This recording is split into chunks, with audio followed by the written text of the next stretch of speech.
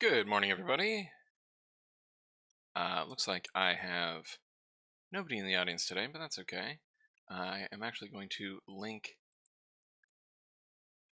this on some Discords because I'm running a little late today. I scheduled this for 11, so I'm going to do it at 11, but I have to drop this in a couple of Discords to let people know what's happening. Let's see, what am I going to say? I'm going to say, let's look at the games for Friday, because that's what we're doing. It is the 11th on Saturday, and we're going to be looking at the games for Friday. Normally there's just an absolutely amazing number of games released on Friday. Not so today. Actually, I'll put that in my little message. Let's see, how many of these do we have? We have only 40 of them for today. We have 40 of them. There we go. Just drop this in a few little Discords. Let people know what I'm doing.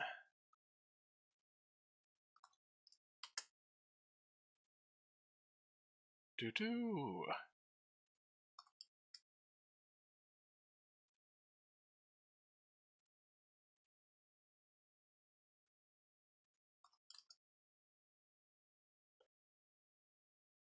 Okie dokie. Well, just gonna take a little bit of a sip of coffee before I get started.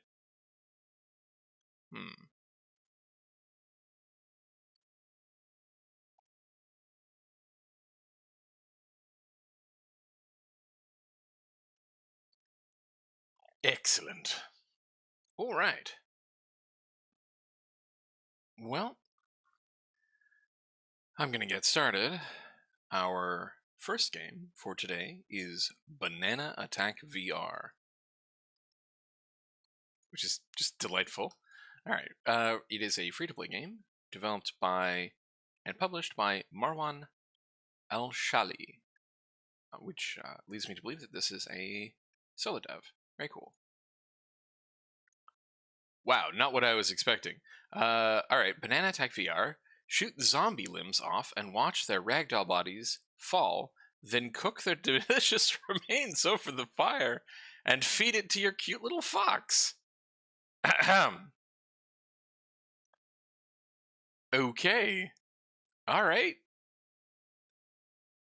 I guess they're bananas because they're yellow?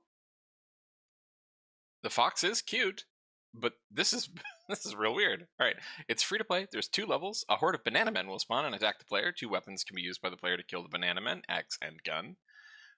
Score can be increased by cooking the remains of banana men and feeding it to your little fox. Don't over or undercook it. So this is a zombie killing cooking game. This is the VR game of all time. 5 out of 5, 10 out of 10 stars. The legendary soundtrack only adds the fantastic gameplay. Well, that's delightful. Okay, let's check the charts. And it went up on January 27th.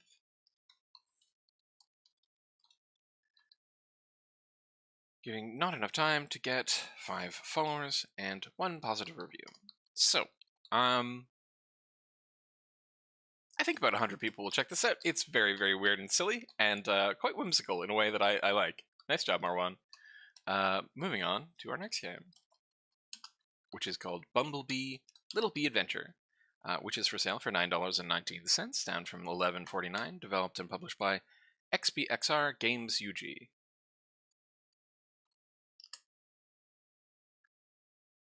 Look at the little Bumblebee. Okay, Bumblebee Little Bee Adventure is a story-driven narrative 3D flight exploration game in which you control a little bee on its journey to find a new home. On its quest to find a beautiful and fitting it discovers distant places, friendly and calm animals, and amazing and dangerous habitats. Got 17 positive reviews. The Bumblebee is very cute. Look at how round it is.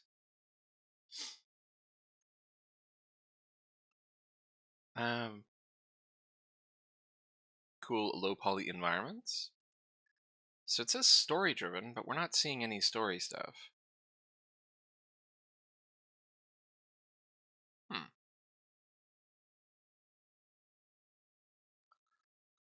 It looks more like a collectathon, like we're collecting these little objects. Okay, let's see if there's any story stuff anywhere. Nope, nope, nope, nope. It's just a collectathon. Okay. You are free to fly where you want and explore the level to your heart's desire.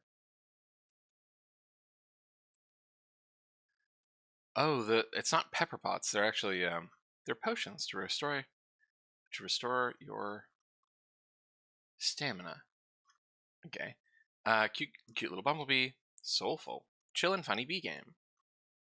A small adventure game with a bright and inspiring idea. The idea is simple. You guessed it. You must be warning.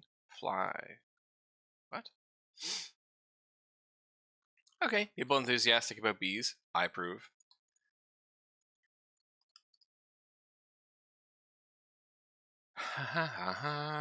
Some people played this on Twitch. It picked up a truly surprising number of followers for a little game like this. Nice job. And it picked up all of them in the last 2 months. That's interesting. I just lost my story. Hold on. I just lost the spreadsheet. Clicking. It's dangerous sometimes. Hold on.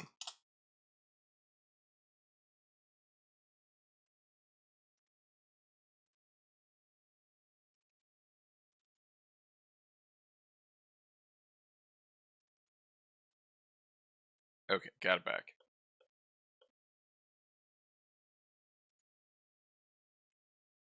Alright.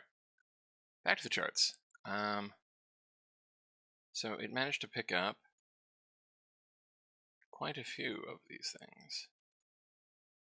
Yeah, here we go. And it got 7 positive reviews and no negative reviews. So I wonder how this happened. Like I'm not knocking the game. It's just like I would really not expect this game to pick up, 30,000 wish lists. Is this made by someone unusual? XBXR, you have made other games before. Grappling Dash, how did that do? Sold about 1,000 copies. Sold about 500 copies. 1,000 copies. 500 copies. Lots of games, right? They're releasing games every 2 weeks or so.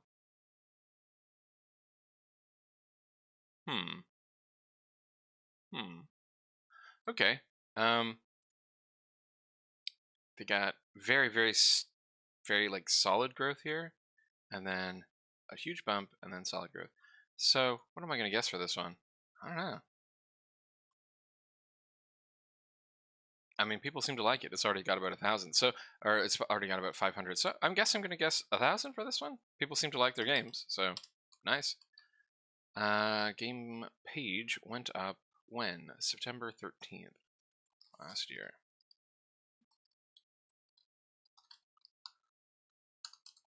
So yeah, 1,000 seems good. All right, we're gonna move on to our next game, which is Chinese Rail Sim. Chinese Rail Sim is for sale for $3.89, developed and published by Mai.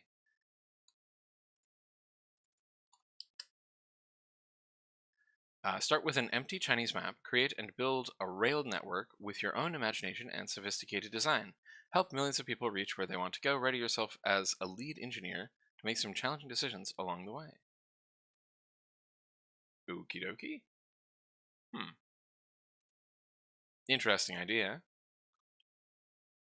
Have we made other games like this? Nope, this is the only one. But they are making... Oh, this is by a different studio. Okay. No reviews in English, but a bunch of reviews in, I assume, Chinese. Some positive, some negative. Let's see what a positive review says.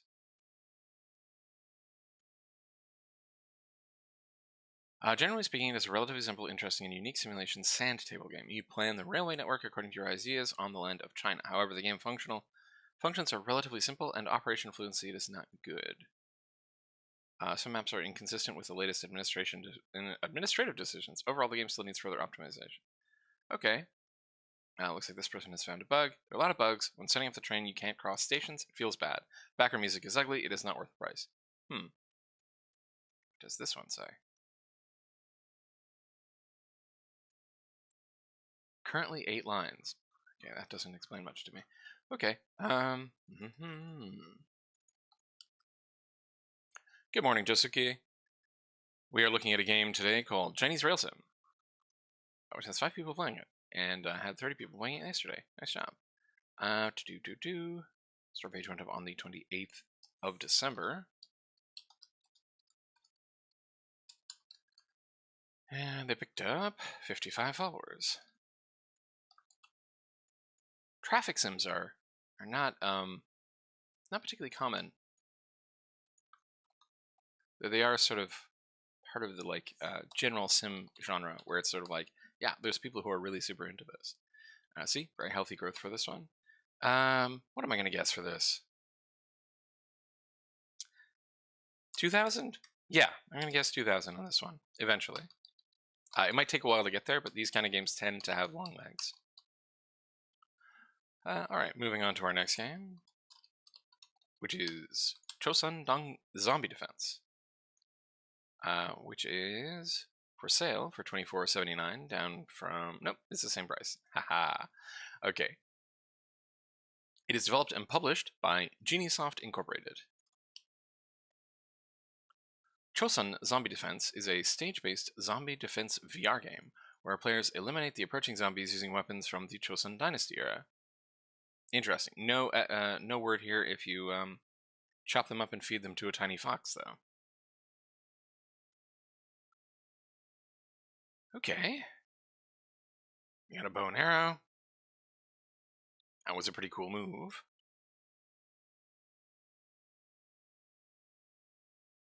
Oh, you just picked up a baby.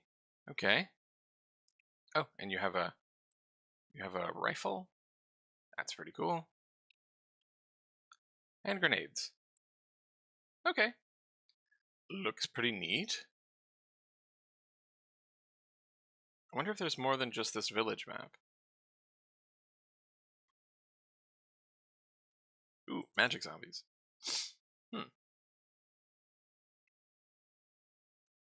Alright, cool. No reviews, early access game, and yeah, no reviews. Okay. Let's check the charts. Only one person played this, and the store page went up on the 19th of January. So, I wonder if this one is a port from somewhere else. It could be a port from the Quest. Let's see.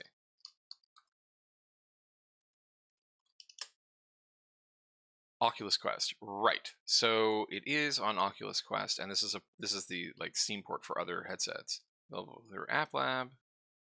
And there's a couple of people who played it there. Lots of potential. Neat. Okay, so this seems like it's still under active development then, and this is just the Steam store page release. I think I'm gonna guess probably 400 or something for this one. That's my guess. And I'm gonna move on to Clay Soldiers, which is a free-to-play game developed and published by Archdawn.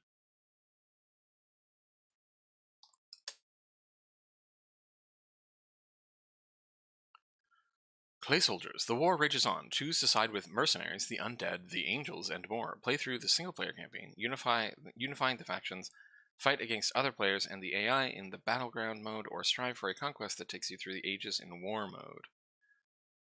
Ooh, this is a little tricky to see what's going on here. The choice to use black text on dark gray backgrounds is a bit of a lot.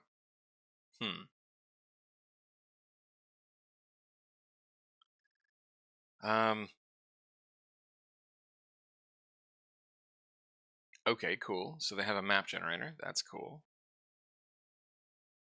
And maybe a tech grid? Okay. Whoops, a daisy. Alright. I am finding this very hard to parse, which I think is probably not going to help very much.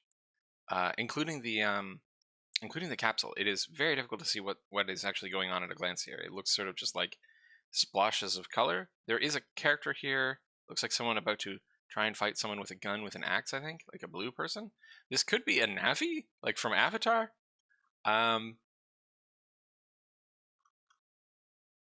UI is so horrendous, just starting the campaign is its own strategy game.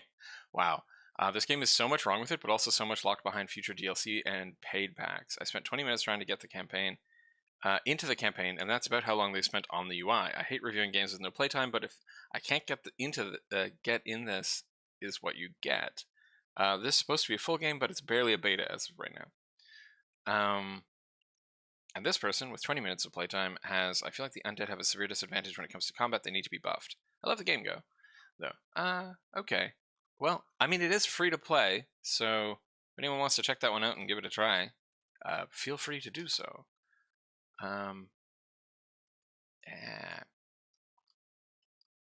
Slash, there we go. Looks like it had at most 3 players. Yep. And went up on the 9th of December of last year. What am I going to guess for this one?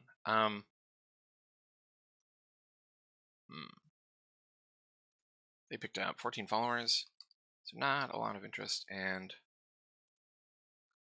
they did get 2 positive reviews. No, we got 1 positive, 1 negative. There we go. So what am I going to say for this? 150 maybe, I think, for this one. Best of luck, Archdon. I would suggest maybe in your future development looking at the UI, because it is challenging to look at and understand what's going on. Okay, our next game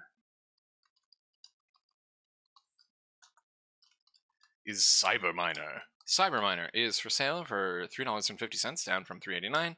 Developed by QuibQuib and published by Quib Games.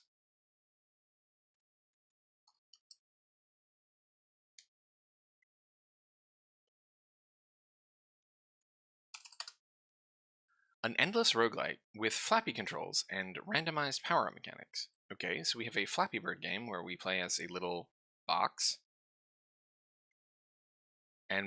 But you have, like, upgrades? Where you can sometimes hit other boxes. Like, it's just boxes and spheres. Okay. Well, certainly looks like a game. Very, very tiny store page and no reviews.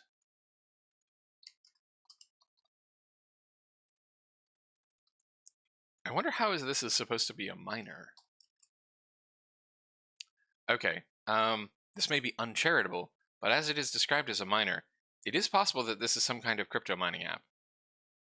I mean, it'd be very weird for them to advertise it as such, but the fact that there's nothing to do with mining in the game itself, and the game is so simple, maybe? Who knows? Looks like nobody... Okay, only 1 person played it. Store page went up on the 28th of January. Came up very recently. Picked up 2 followers. So I'm going to guess 10 people check this one out. And if this is not a crypto mining game, then I apologize to QuibQuib. But it seems weird to call it a mining game and then not have anything to do with mining. All right, moving on to E30 Drift Car Simulator, which is for sale for $1.09, down from $1.29. Developed. This is our Inspector Studios game for today. Yusuf and Samet are here. So we have another drifting game. I think their last game was a drifting game, right? Okay, so we have another city. This time it's nighttime, and you can drift. Huh. All right, definitely looks like they got the drifting working this time. I think they had another drifting game where it did not look like you actually did drifting very much. Okay, they have their usual very long description. E30 Car Game has quite fun and exciting content. E30 Game is one of today's successful drifting games. And they got 1 review. I want to return the game. Well, you can do that, Calibri. You can just go into Steam and return it if you want.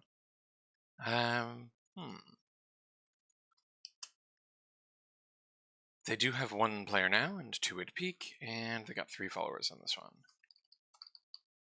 So 1 negative review.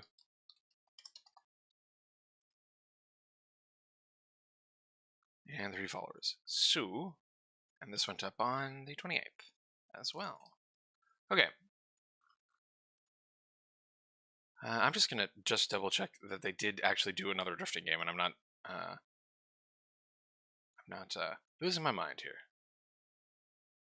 Release date. Here we go. So the last one was Taxi Driving Simulator, then it was Ambulance, Army War Shooting Extreme Drift Simulator. Right, yeah, okay, so on the 3rd of February, they did another drifting game, but this one did not actually look like you could drift the car, right? Like, the car just looked like it was turning normally. So, right, this is theoretically a drifting game, but you don't actually ever see anyone drift. So I don't know if you can drift in this one, but they put actual drifting in the previous one, in the new one, so good on them for upgrading their car model. I'm going to say 100 for that one. Moving on to Efemeris DTDA games, which is for sale for $3.89, developed by DTDA and published by the same.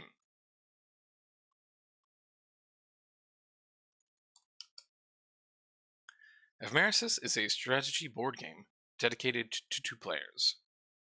Okay.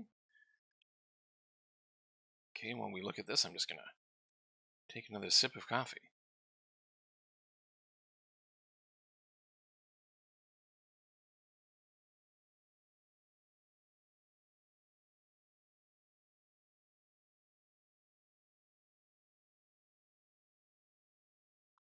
Huh.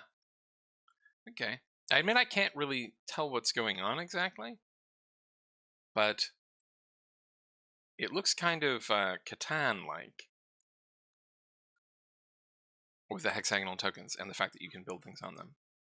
DTDA, have you made other games? You have. You made a game called Between Two Cities, which was also a strategy board game in 2021, and you released a free-to-play strategy card game in 2021 as well, and nothing last year. So they did not get much response on these ones.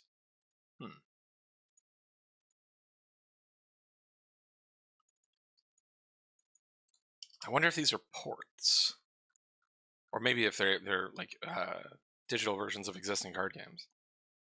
Yeah, store page went up on the 27th of January, so this was not. I don't think they marketed this, just based on the fact that they got 10 followers and no reviews. I'm going to do a quick Google search for this and see if this shows up anywhere. Right. Okay. It is a real game. Yeah, I thought so. All right. So this is a physical card. This is a physical board game that is now being put onto the computer. But it's weird that they're not advertising it. Because we actually, if we go back to that Kickstarter page, I think they did reasonably well. Yeah, they made 40,000 euros back in 2020 to make the game itself. So this was moderately successful then. Kind of weird that they didn't do any advertising. What am I going to guess on this one? Maybe 60 at best. Huh. I do think that there's a market for that. I just don't think that they advertised it. Odd choice. Moving on.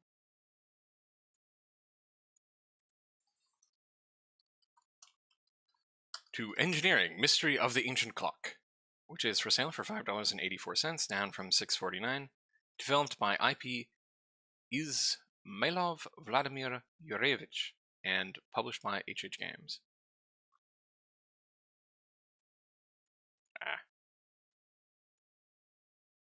Spreadsheet. There we go.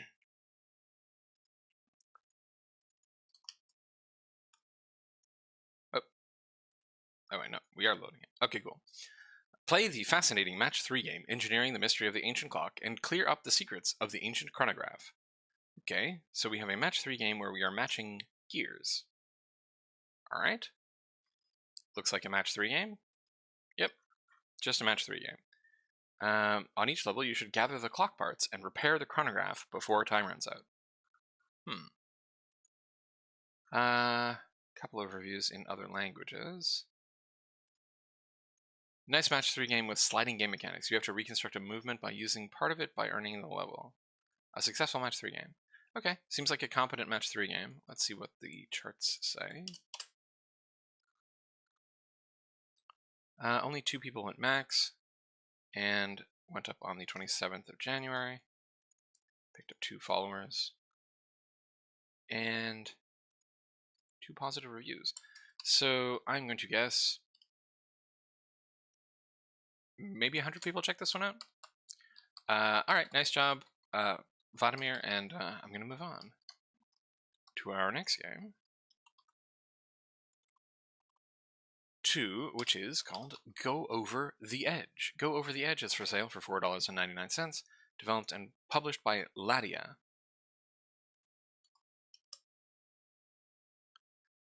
Brandy Hunter, a day laborer, works in the sewers but always dreams of succeeding high up in the sky. Players have to clear the difficult game without save system, even in the game, to sympathize with the hard life of this worker.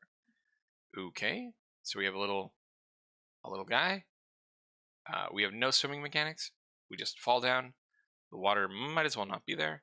This is a casual simulation platformer, apparently. And you just jump and then fall down. So I guess this is kind of a rage game, I think. That would be my guess. I think the title may be a reference to Getting Over It with Bennett Foddy, but there is no reviews here.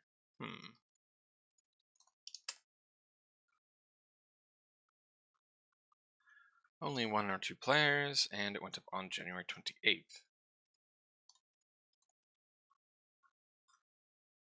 Got 6 followers, no reviews.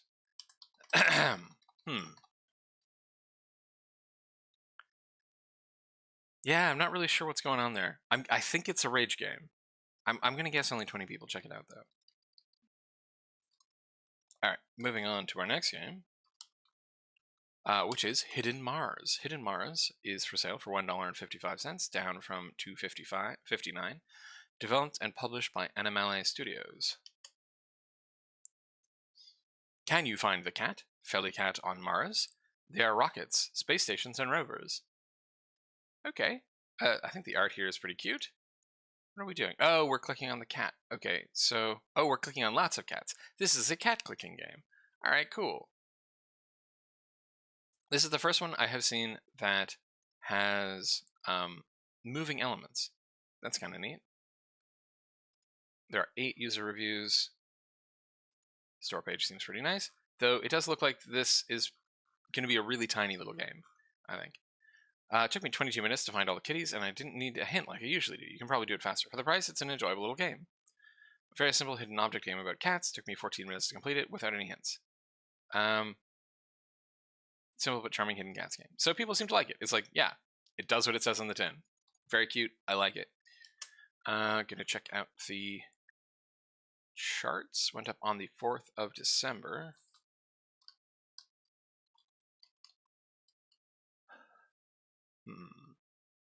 It got 14 followers and picked up quite a few positive reviews. Yeah, didn't see any negative reviews, so they got 8 positives. So they probably sold 300 or 400 copies of this. I'm going to guess that they sell maybe 1,000 copies of this.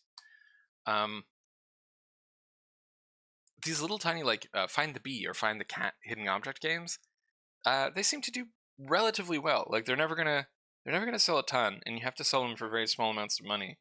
But in terms of turnaround, I think if you wanted to make a really tiny game,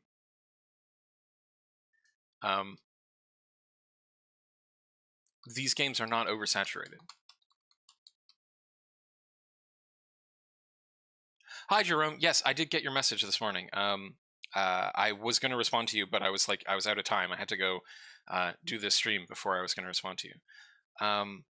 in response to your question about how do I get this, how do I build the spreadsheet, I'm just using like some really gorpy Python scripts to actually read the Steam store page.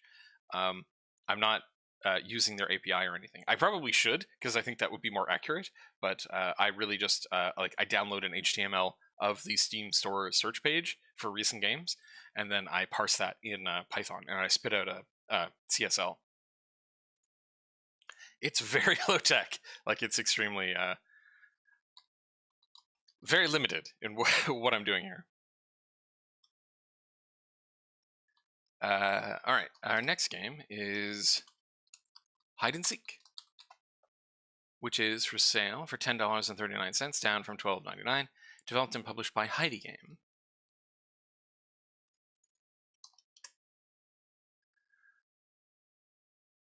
All right, Hide and Seek. This is a very fun, fast, and simple game. It can be played by both adults and children. In this game, there are two teams, one to hide and the other to search.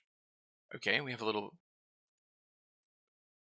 We have a room. We have little people with headlamps. Wow, that's a lot of people in a very small area.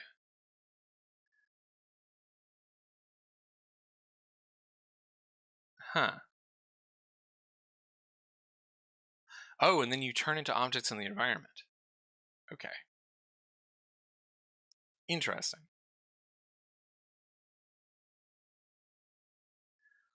Huh. Okay, they have more than one environment. This is a lot of people in one map, though.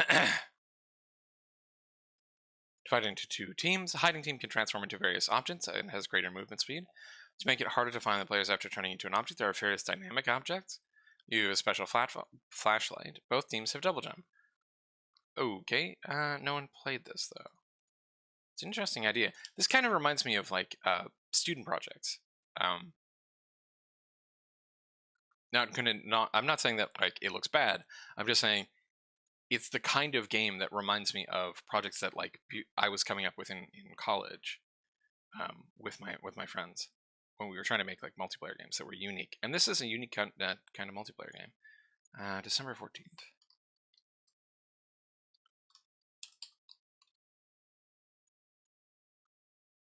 Uh, 22 followers and no reviews. Considering the sheer number of people they're showing in the trailer, I think this game could be really tricky to get people to play. Because if you need a huge number of players, then, like, getting and maintaining your player base is going to be really tricky. As it looks like they did not do much in the way of marketing. I mean, this is an early access game, but still, getting and maintaining a player base for a multiplayer game is essential. So I'm going to guess that they only sell maybe 60 copies of this one. I hope I'm wrong. Best of luck, Heidi Games. Moving on to our next game. Hogwarts Legacy, about which much ink has been spilled.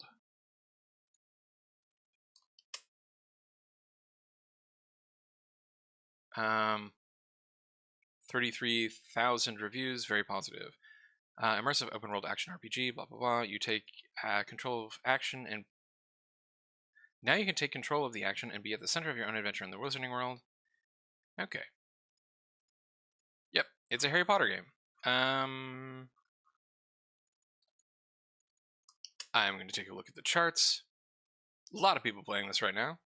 These are bananas numbers. Right.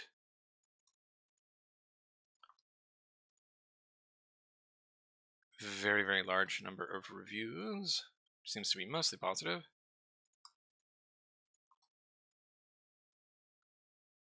And the store page went up March 24th.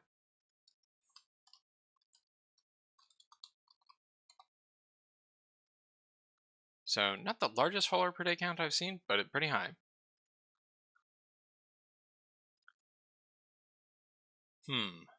What am I going to guess on this one?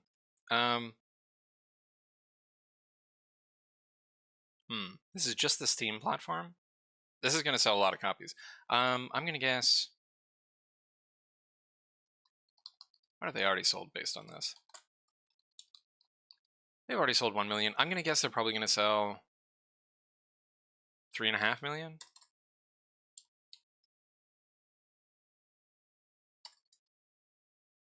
Yeah, That's my guess. All right, moving on to our next game, which is I Wish It Were Morning All of the Time. It's a free-to-play game developed and published by Lou. We have a sad furry. Oh no. The sisters are chased into an abandoned house by a group of men who don't know what's going on. Every action you take will determine their survival. Whose survival? The sisters? The men? Oh no, she doesn't have legs. Take the necessary actions according to the situation to ensure their survival. What? I mean, okay. They're very cute.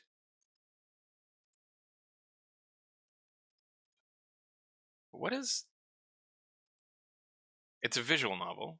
It is a cute survival visual novel. But it does not appear to have been translated particularly well into English. It's kind of hard to see what's going on. I need to contact my therapist now. Hey, Crow is here. Let's see what Crow says. Yeah, this is the kind of game that Crow would check out because it looks really weird. This is a very strange game. Don't be fooled by this game being cute. As the sweaty fox girl attempts to end her life in the first 5 minutes of the game. Wow. Don't consider this a spoiler if it happens in the first 5 seconds of the game. You have binoculars, a bat, and a hammer. And somehow, you need to find your way out of the room. Every time I clicked on things, I died. Now add in some amputee bondage and you'll be also... Okay, well... Okay. I think you're going to know if you want to play that one pretty fast. Game went up on the 28th. Picked up 24 followers.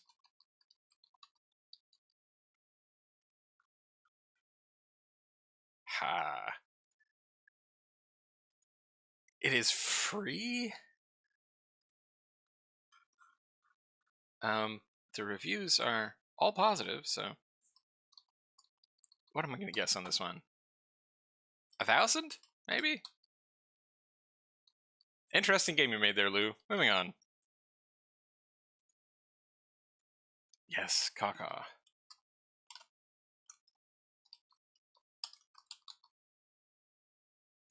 Our next game is Invasion, which is for sale for 77 cents, down from 129, developed and published by Blood Rain Publishing. But not Blood Rain, the game. Okay. Invasion is the simplest 3D shooter with surviving elements in which you must survive on an unknown planet. Alright. Getting some Wolfenstein vibes from this one. Okay. The enemy designs are kind of cool. They're very old school. Very, very simple page. You have a perfect gun helping you kill the enemies. Collect ammo, medical kits, door keys, kill opponents. Old game for old people. Fight off a very oldish alien invasion. This feeling of nostalgia. So people, yeah, people are referencing Wolfenstein. Many positive responses to this one.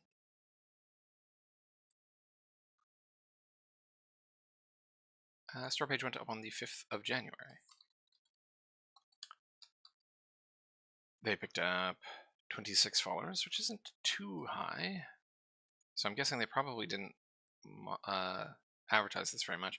But I think if they had advertised it, they would have gotten more of a response because people do like nostalgia, and this is a very nostalgic looking game. I'm gonna guess 600. I think on this one.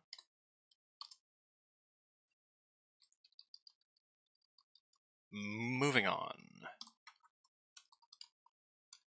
to our next game, which is called It Happened Here, Streaming Lives Collector's Edition, which is for sale for $16.19, down from $17.99, developed by Elephant AR and published by Big Fish. So this is going to be another hidden object game. Fire up your audio equipment and get ready to unravel a chilling murder case in this heart-pounding mystery. Audio equipment. Okay, so this is about a streamer or something, but it is a hidden object game. Still. It's about playing a podcaster. You want to... Okay. Huh.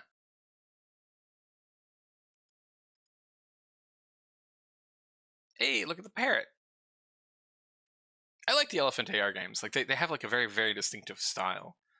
to them.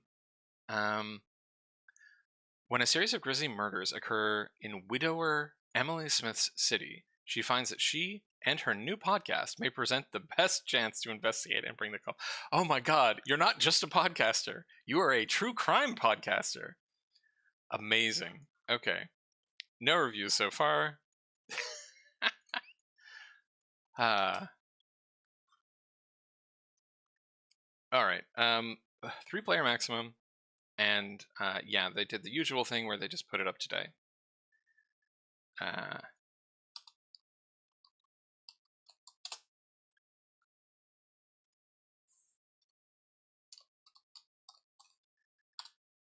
I do often wish that they would actually market their games, because I think that they could do something on this one, but 5, nothing. I'm gonna double check what their last game made, because their last game came out last week, I think. Yes, this was this rather odd one.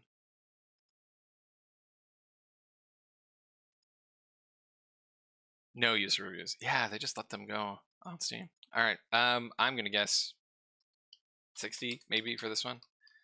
Eventually, I think they have really weird sales figures on these ones. Anyway, moving on to our next game, which is Jigsaw Realm 3D. For sale for $3.30, down from $3.89, developed and published by Jice Dev.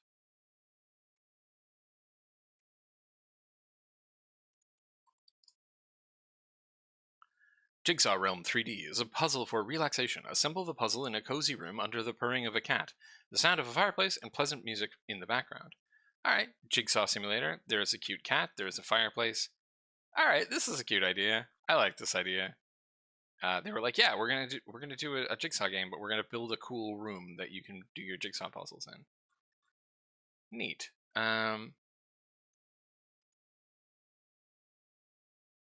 You can load these. Okay. There was one review, which is a negative review, and I think German. Lots of bugs. Each puzzle piece can be placed with each discarded piece, even if it doesn't fit. Oh, that's not too good. Gotta have the good mechanics, though, for this kind of thing. Alright.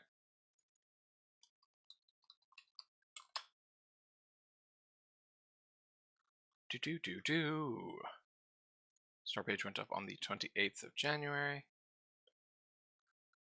Only picked up 5 followers, 1 negative review. Whoops. What am I gonna guess for this one? 30 people will probably check that one out. I don't know. I like the idea, but I think maybe their implementation is lacking. And also, they didn't tell anyone about the game until 2 weeks ago. All right, moving on to our next game, which is Loot Express Delivery Service. Loot Express Delivery Service is for sale for $12.99, developed by Nautiluca Games and published by the same. Embark on an adventure with Loot Express Delivery Service, a 2D pixel art game. As the commander, your goal is to retrieve valuable items from a distant planet. Utilize your skills and strategy to complete missions and guide your company to prosperity. Okay, we have little dudes. Little dudes, we got little drones. We've got sort of little demon guys coming to fight us.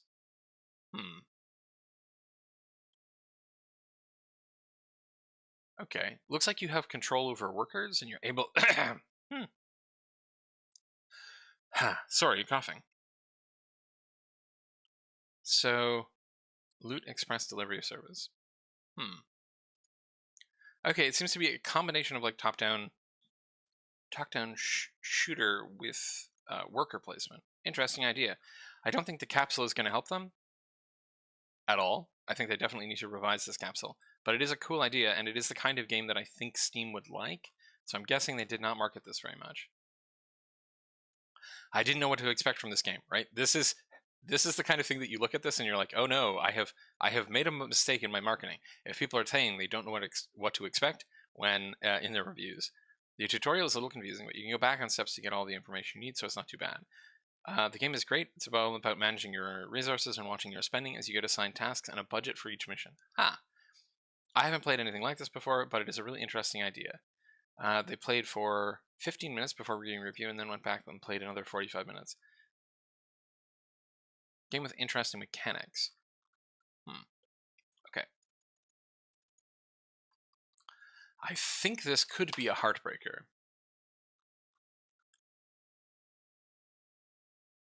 Huh. Yeah. Not quite what I expected. I was expecting this game to have not gone up July 14th. Until like last week or something. But as it stands, it's definitely a heartbreaker. Still. So it's not that they didn't tell anyone about it or that they didn't put it on Steam, but they did not advertise it, right? From July 30th to August 20th, almost an entire month, they got no followers. So I think in this case, the capsule is really hurting them. I think that their trailer isn't bad, but it's not explanatory enough, right? This is an unusual enough game that it needs to be very, very clear about what you're doing. So I think this game could have been a success, but I don't think it will be, and I think it's because of marketing. So that is a bummer. Maybe word of mouth will save this one, and it will get picked up somewhere and go off because it looks cool. But yeah, I think the capsule really hurt it.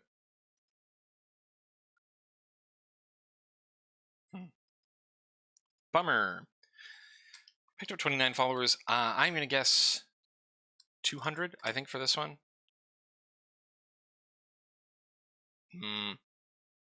The numbers don't quite bear that out though. It could very easily only sell like 60. Yeah, I'm gonna guess 60 actually. That's too bad. Nataluka Games, it looks like you made a really cool game, but you got to have a marketing strategy for that. Especially if your game is a little unusual, if people can't quite grok what they're doing immediately. Bummer. That one bums me out. All right, moving on to Mayhem Heroes. Mayhem Heroes is for sale for $3.74, down from $4.99. Developed and published by Lucky Raccoon Games. That's a delightful name. Mayhem Heroes is a frenetic beat-em-up where you have to take down as many opponents as possible, and ideally be the last one standing. Use punches, kicks, special moves, and power-ups to send your opponents flying out of the arena. Play with up to 4 friends and show them who's boss. Okay.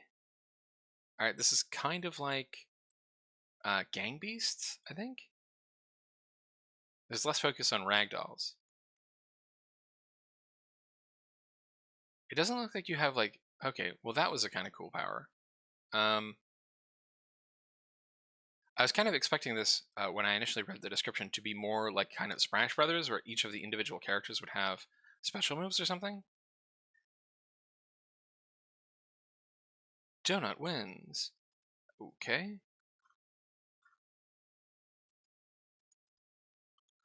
Heroes with unique attributes and abilities. Okay, so they do have unique abilities. It's just a little unclear what they are, because they all look very similar. This is a cool party fighting game, but Gang Beast style. Yeah. I was really surprised that Gang Beast did not inspire a whole bunch of other games in that kind of genre, but it didn't, until now. Fun game to play with your friends. Great party game to play with a gang, and if you don't have a group, you can take advantage of the Steam Remote Play system. Huh. Neat. Okay. Let's check their charts. So, yes, this one also did not have much in the way of a marketing situation. They only were up for 13 days, getting them some 9 followers, and it looks like 5 positive reviews. No, there's 6 reviews. Yeah, they're all positive. Okay. Not too bad, not too bad.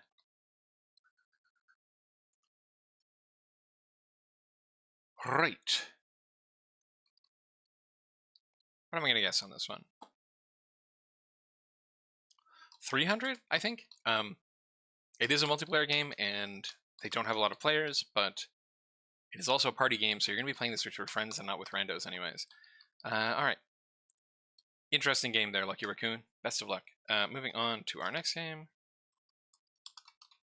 which is Medieval and Secrets. Medieval and Secrets is for sale for $2.33, down from $3.89, developed and published by Hot Food Games.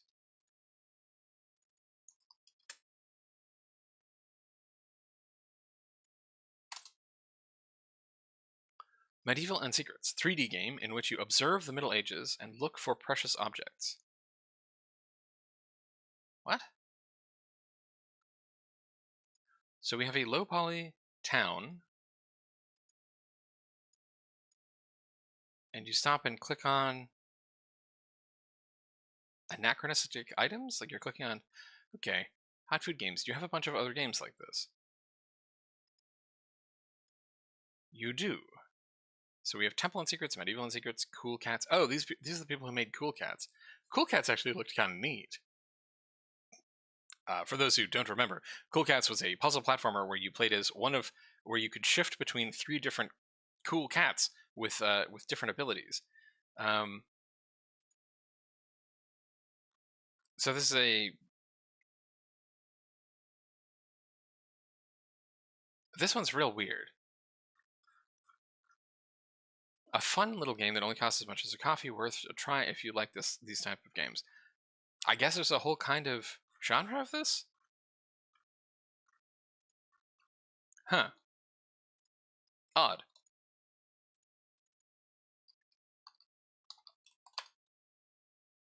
One person played this, possibly our reviewer, and it went up on the 19th of January.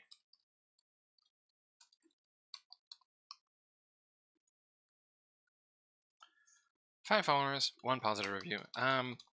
30 people maybe? This one's weird. Now, it might sound kind of hypocritical because I was just saying, oh, I like the Elephant Air games. And they're also like hidden object games. But this one doesn't appear to have a narrative, and it's unclear what you're trying to click on. Like, it looked like you were just clicking on fire hydrants. So, unusual. All right, moving on to our next one, which is Merge Me. Merge Me with an exclamation mark. So they're ordering you to merge them. $5.19, down from $6.49, developed and published by Pelmeni Games. An idle merge game for your fun and relaxation. Combine various monsters, buy upgrades, unlock powerful artifacts, and try to complete the game. Okay.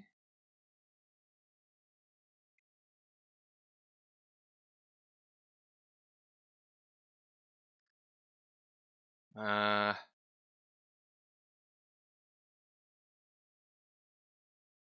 am unclear. I am unsure what's going on here. Like, clearly you're merging these sort of little dungeon monsters together to make different kinds of monsters, but it's unclear when you get them or why or what's going on at all.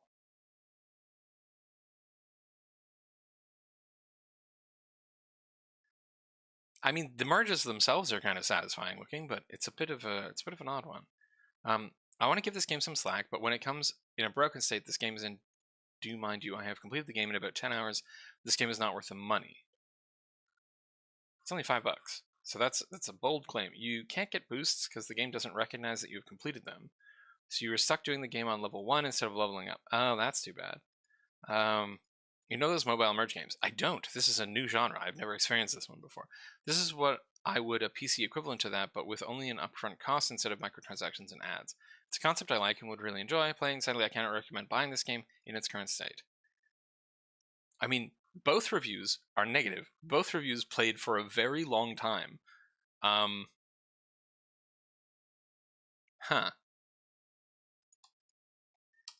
Interesting.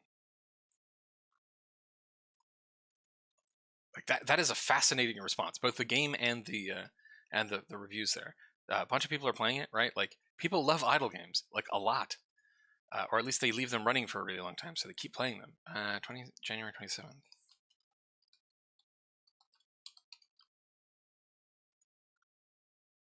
Only 12 followers.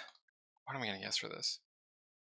Like, they already have, like, a bunch of people playing it. But if it's busted, I don't think that they're going to keep playing it. Or maybe they will. I don't understand idle game players. What am I going to guess? I think I'm only going to guess 90 for this one, or 100 maybe. Yeah. It is a pity that it's broken, because like clearly there is a market here for these sort of merchant games. I hope you fix that and make everybody happy, Belmoney. Moving on to our next game, which is called Mimicry. Mimicry is for sale for $5.19, down from $6.49, developed and published by Void Studios. Mimicry, a classic dungeon crawler with a spin. Instead of a brave adventurer, play as a chest-disguised mimic and defend your underground home from nightly invaders. Okay, alright. Use a mixture of stealth and strategy to clear the floors and restore peace to society of sentient chests. Alright, Void Studios, you get top marks for ingenuity here. Alright. We've got little night dudes. I think that this trailer is maybe taking too long to get to the part where you eat them as a chest. I'm hoping that that will happen. Why are we still following these little dudes? This is not telling me what I do. Okay, here we go. I think this is finally... We are 1 minute and 13 seconds into the trailer before we get mimic action, I think. There we go. Wow, and that was a little disappointing. I was kind of hoping there would be a longer kill animation there. Though I realized that makes me sound crazy. Okay, you can walk around as a little chest. Okay. Clearly you don't want to be seen, I don't think. Okay, the pixel art is cool. I think that the eating a dude animation is a little too short, but the idea of playing a sentient chest running away from people. Wow, and there's a society of chests, so you're buying things from another chest. Bonkers. Okay. Really cool, good concept, visuals, just not finished. Yeah. Okay, well, it is an early access game. So I think that they might have released this one a little too fast. I think that trailer is definitely not going to help, because that is, like, it was like a minute and a half before we saw anything happen, right? I'm gonna give them, let me just see if the sound is telling us a story. No, it's just the sound of people walking. Yeah, just walking noises.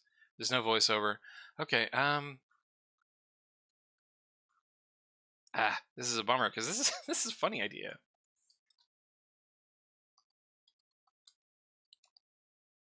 Yeah, 26 and 39 followers. So not quite to the level of interest that I would hope for, and I think that is entirely like down to the trailer, and that's a bummer. I also think that the capsule could be improved as well. Yeah, I don't. Okay. One positive review. Okay, so if Void Studios keeps updating this game, and hopefully they get a better trailer together and they get more content and stuff, I think that this could gradually grow into like a modest success, like 2,000 to 6,000, I guess. But if I don't do this, it's only going to sell maybe 50. So I hope that they do. I hope that they buckle down, put in the work, do some marketing, and sell people on their cool little game idea. All right, moving on to our next game, which is Moxie's Lemon. Moxie's Lemon is for sale for $2, and it is developed by Rustin Murphy and published by Aqualift Games. Moxie's Lemon is a short cinematic platformer about pettiness and frustration. Okay.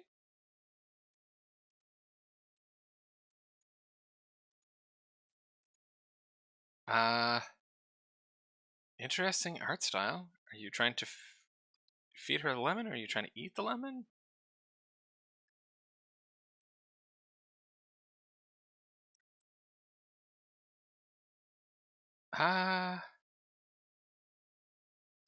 Was that the only gameplay in the trailer? Where you're maybe jumping a boat to dodge cannonballs? Is that... Okay. Okay, so there is platforming sections where you walk around as, I presume, Moxie, trying to get your lemon back, in the style of 2000 Flash games. Constant dumb surprises. Every screen has unique controls and objectives. That sounds, frankly, very confusing. I have turned off all filters and I still can't see the one review, so I'm going to say it's positive, I guess.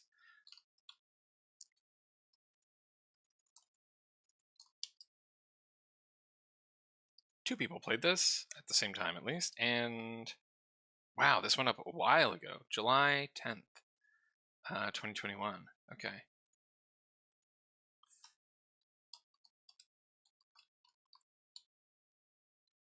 During which time they managed to amass 7 followers, which is extremely low follower per day. Roston Murphy, I don't know what to say to this one. Congratulations, you made a game and put it on Steam, and people can play it. I'm going to guess that you do not sell many copies of this, so I'm going to say probably 30. Well, people will check that one out. Best of luck. Moving on to Not Born to Be King. Not Born to Be King is for sale for $6.49, developed and published by Hashdev. Not Born to Be King is a simulation game where you embody a medieval king and try to lead your kingdom to success. Face a large variety of events, build a strong economy, and make the right decisions to prosper in this ruthless world. Huh. Have we seen this before? I've seen this before, but I can't remember if I saw this on stream or not.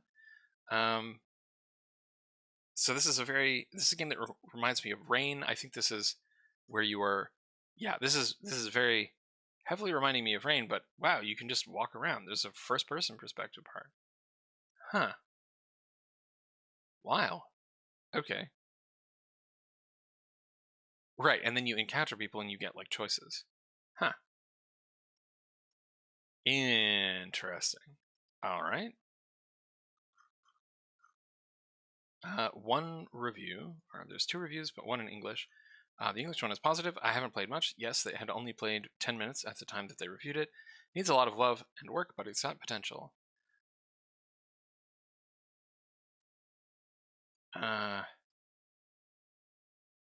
It was written that Korean, Japanese, and Chinese are supported, but only in English and French are supported. Oh, that's not good. Don't lie about which languages you have. That's not good at all.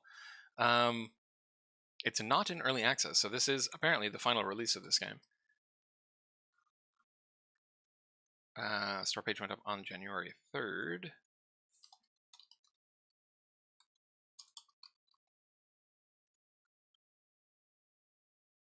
And picked up 41 followers.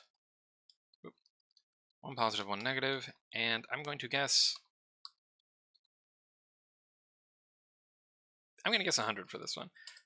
Very interesting game there, Hashdev. Interesting to see you try and connect 2 genres together like that. Hi, Nimata.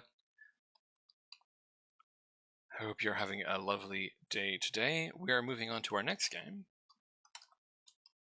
which is Polar Bear Game. Polar Bear Game is for sale for $3.50, down from $3.89, developed and published by Joseph Cook.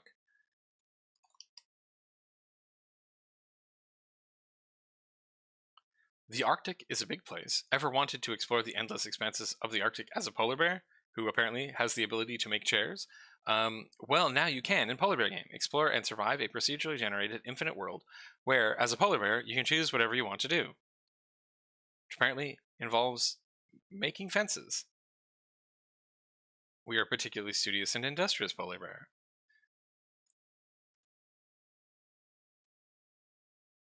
Now there's a giant polar bear. I'm a little confused. There is 1 positive review.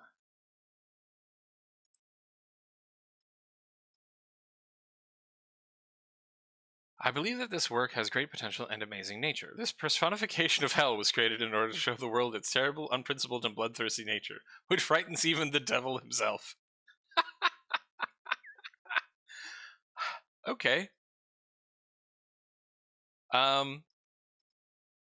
Level up. You can level up. All right. Interesting choices being made here. Let's check the charts. Game came out on store page went up on the 28th of January. Picked up 9 followers and 1 positive review. gosh, I don't know. 50? I'll put 60. Interesting looking game there, Joseph Cook. Best of luck. Moving on to our next game, which is Robot Room Cleaner. Robot Room Cleaner is for sale for $6.23, down from $7.79. Developed and published by Ammonite Design Studio Limited. Robot Room Cleaner is a satisfying and fun robot vacuum simulation game. Okay, so we're a little Roomba, and we're going around, and we are cleaning floors. Okay. Yeah, I can see people liking this one. It's got the same kind of vibe as Power Wash Simulator.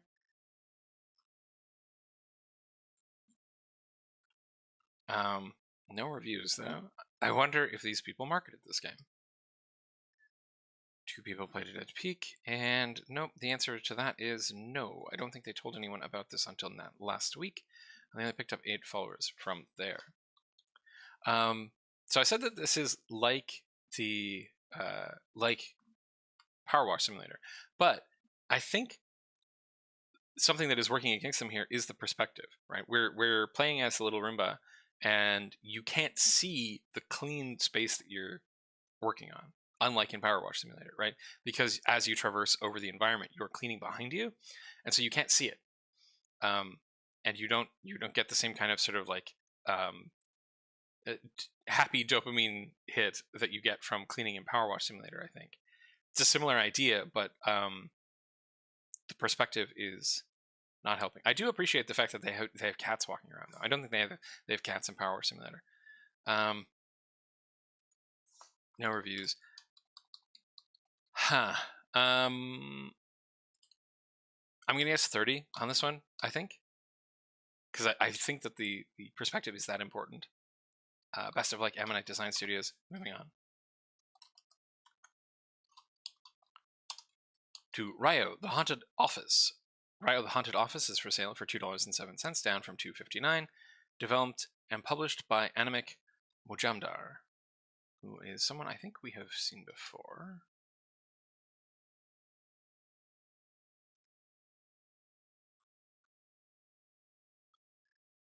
Yes, they made Cantor's Paranormies. Okay, so they make these top-down horror games, like pixel art horror games. Is a 2D top-down survival horror game where you play as a paranormal enthusiast who have to investigate the haunted office for the proof of the paranormal. Explore the floors for proof of the paranormal. So they have creepy little sprite horror stuff. Ryo Office was built in the 1970s, where many employees used to work. Due to overwhelming demand of the company's services, most of the employees who worked long hours had heavy workloads with frequent night shifts. Some of the employees could just not handle the pressure and left the company. During the 2000s, one of the employees suddenly collapsed at his desk while working. In 2010, one of the employees was going, okay. Spirits of the deceased employees can be seen even today. Yeah, so this is a ghost game, basically. No reviews. So I seem to remember that Animic has been releasing these for years, but does not seem to really do any promotion for them.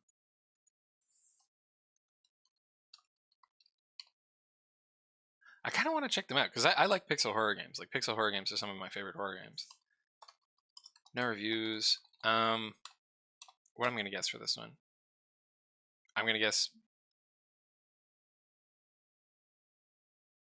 30, maybe? Yeah, I think I'm going to guess 30. All right, moving on to our next one. Sakura Battle. Sakura Battle is a free-to-play game created and published by Clear Sky Studio. Relive the fighting of the Sakura arms with cute animated SD graphics. Okay, and we have a trailer that is starting in the menus. I need a name for that, like, because it's usually not a good idea to start in the menus of your game. Alright, so this is a little fighting game with cute anime girls, where you are hitting each other with swords. Good heavens. Okay. All right. Do we just have these two characters? It looks like we're just gonna go through this whole fight. Yep. Looks like you have a block mechanic. Okay. Yeah, it looks like there are just two characters. Huh. Okay. I don't know what's going on there. Okay. I mean, it's a free-to-play game, so that's cool. 3 people played it. And store page went up on the 28th. 16 followers. Leading to 2 positive reviews. So I'm going to guess 100 people check this out. It is free. Interesting job, Chris Studio. Moving on to our next game, which is called SATUS. SATUS is for sale for $8.99 down. Nope, just for sale for $8.99. No launch sale. It is developed and published by Studio Company.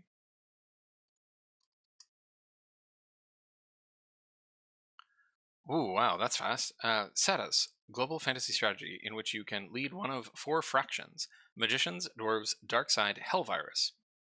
Every fraction is unique. Capture all the enemies, arrange the end of the world, build a great empire. Wow. That was a transition. Hold on, let's go back. I am an enthusiast on bananas transitions. Yep, look at that transition. Holy crap. I'm going to do that one more time. Wow. Okay, so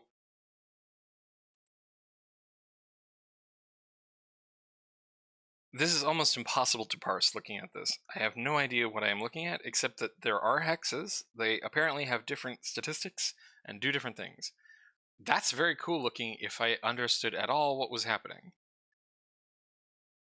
Okay, yeah, what? And now there's a top-down shooter section? Another bananas transition? Okay, so yeah, this game definitely has a comprehensibility issue. They have a Discord, so that's good. That's good. If people wanted to try this out, they could probably go to the Discord and get help as to how. Manage your economy. Armageddon system. Angry skeletons. No reviews. So yeah, I could kind of understand the no reviews. This definitely looks like it's a game that has a lot going for it, but it's... that trailer in particular is so wild that I don't think that anyone coming to this page would understand what they were looking at. They did get a bunch of followers last year. Is this a 1.0 release? There's no indicator that it is. This went up July 8th, 2022.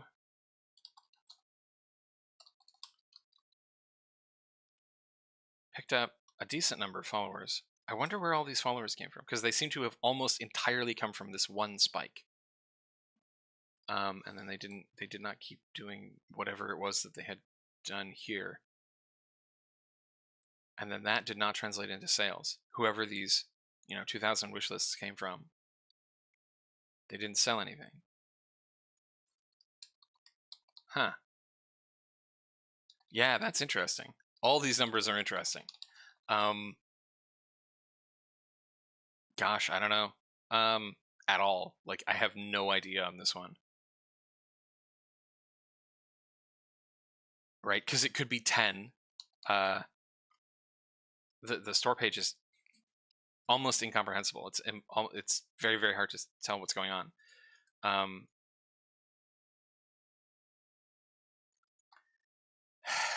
Yeah, I'm gonna go 10, which sounds really, really harsh, and it is. But the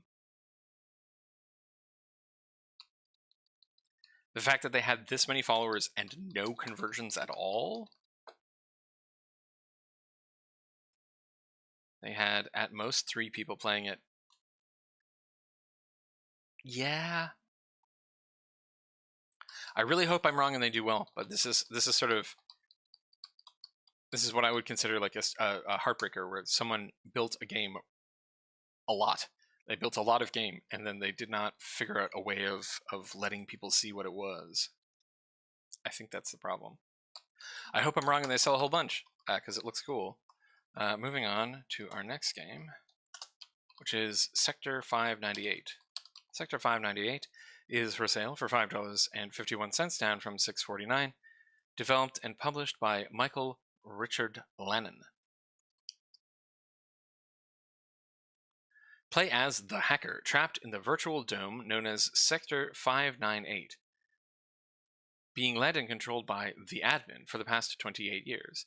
Things change once the hacker finds out there's something sinister going on. Can you find your way out and escape in this turn-based strategy game? Wow, turn-based strategy is not the genre that I would have expected in this one. I was getting some strong paranormal vibe, Paranoia, the RPG vibes, from the idea that like you're dealing with friend computer basically. But no, it's a turn-based strategy game.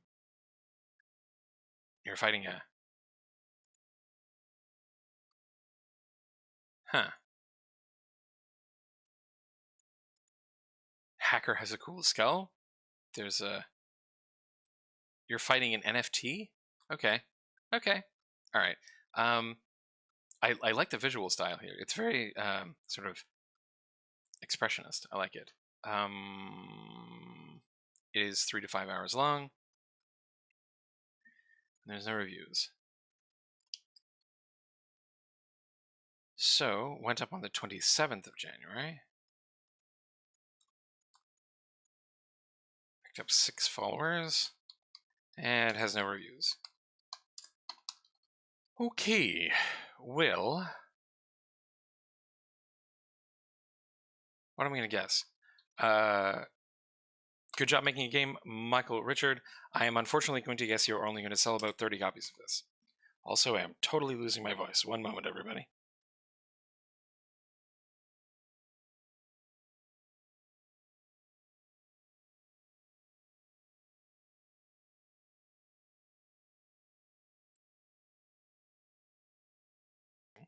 All right. Voice is back. Best of luck, Michael Richard Lennon. Moving on to our next game, which is Seroutte. Seroutte is for sale for $1.29, developed and published by Studio Hex. Seroutte is a short, atmospheric, experimental horror dreamscape based on the developer's nightmares. It explores themes such as the loss of control, fear of the dark, and the paranoia found within the unknown.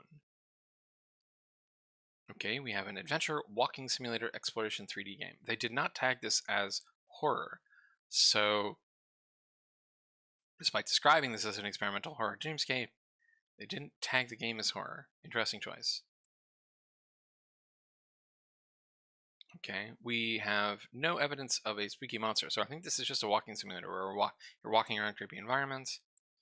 Originally released in 2019 on itch, is updated with a number of small fixes. This game is very short. You aren't going to get hours of gameplay from this.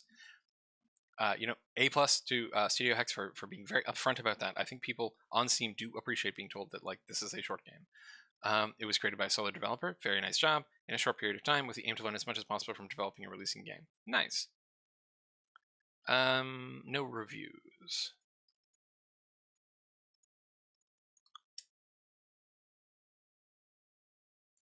Looks like 1 or 2 people played this, and the store page went up on the 27th. Picked up only 6 followers and no reviews. Okay. Well, nice job, Studio Hex, for releasing your game. It looks kind of neat and spooky. I find that very ominous, where it's like your television in the middle of the night is telling you to go get a drink. That is kind of cool. As it stands, though, I am going to only put you down for 30 copies as well, I think. Best of luck. Moving on.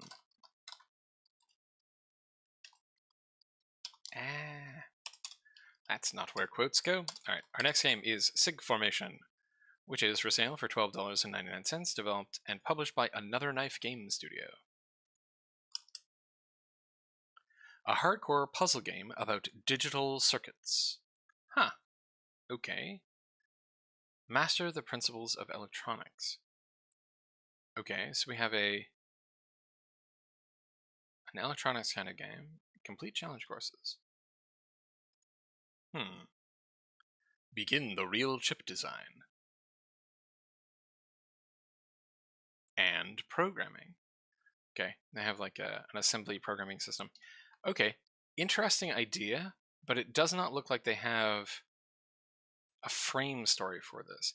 This looks a lot like, you know, like a Zachtronics game, which are usually quite popular. The programming game genre is pretty popular for people who like programming games, right? Niche genre, but the people in it really, really like it. But here, it doesn't look like there's any context to what you're doing, so it's just the puzzles. I'm also guessing that they did not market this very much, because these games usually do pretty well. Yeah, so this only went up last week, or 2 weeks ago. And only got 16 followers. So, right, not a terrible followers per day count, not great. Hardcore puzzle game about digital circuits. Yeah.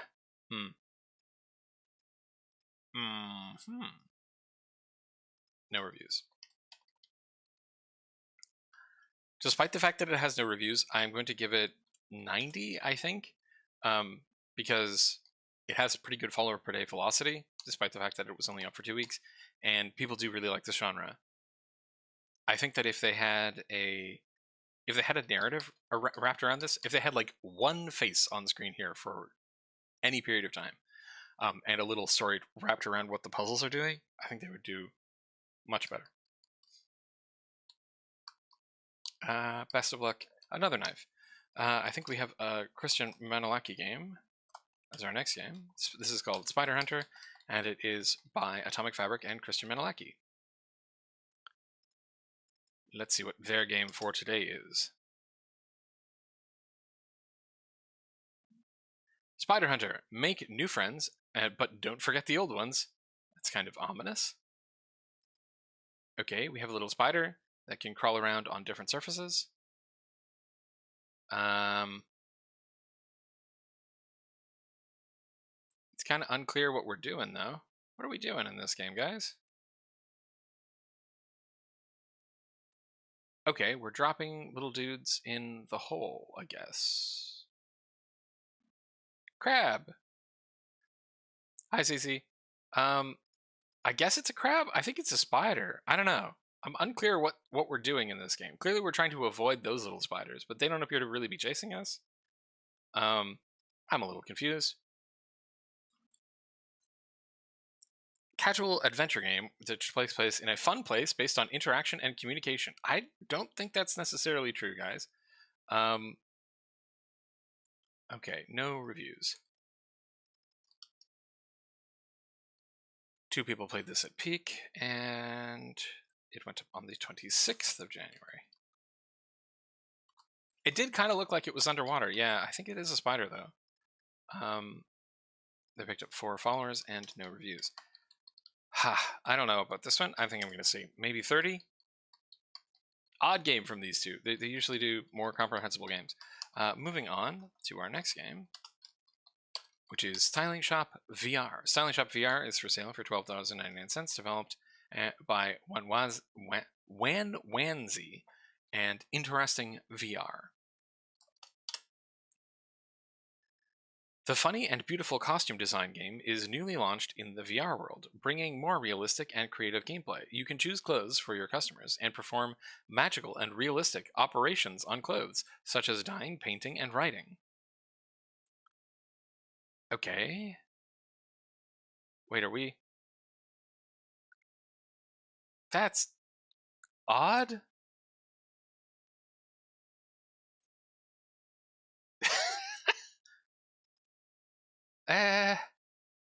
Okay, so we're doing fashion for this young lady, but also, like, you can spray paint her? Okay, interesting. Experienced on the meta class too. Yeah, I don't have much time in the game. At the same time, I experience everything that this game has to offer. Basically, you can be done with this game in about 30 minutes. However, it does have a sort of sandbox mode where the game just keeps putting out dress-up real-life VR dolls for you to play with. Okay. Huh. I know that like styling games or this kind of like fashion game is really popular on phones, right? There's tons of those games on phones. So it's interesting to see them coming to VR. Though in this case, it doesn't look like they have found an audience yet. We have one positive review. It seems very, very short. Yeah, I'm going to guess, again, 30 for this one, I think. Best of luck, Wenwanzi. Moving on to Temples and Secrets. Temples and Secrets is for sale for $2.33, down from $3.89. Developed and published by Hot Food Games. Hot Food Games, nice. Temples and Secrets 3D, a game in which you, being a treasure hunter, will look for precious items. That's what treasure hunters do. Okay, we're zooming through this low poly environment. Low poly, low poly, low poly. We do not see the player character. We do not see the game. We are just looking at a low poly environment. Is that us? Are we this person on a... I guess it looks like a boar? Absolutely no shots of the player character. Maybe the player character doesn't exist. Maybe it's just a point-and-click adventure game like the other weird one where you were clicking on fire hydrants. Free movement of the map. Okay, so you don't have a character. You're just sort of wandering, or you're just moving the camera around. This is very strange. Hot Food Games. So you released a bunch of other games. You did. Are they the same kind of thing? Is a 3D find-and-click puzzle game in which you have to find some items in the desert. Yeah, so this is just a click-on-things game. Second one for today. I didn't know that these games existed. Very strange. I guess they're the 3D equivalent of the like Find the Cat games.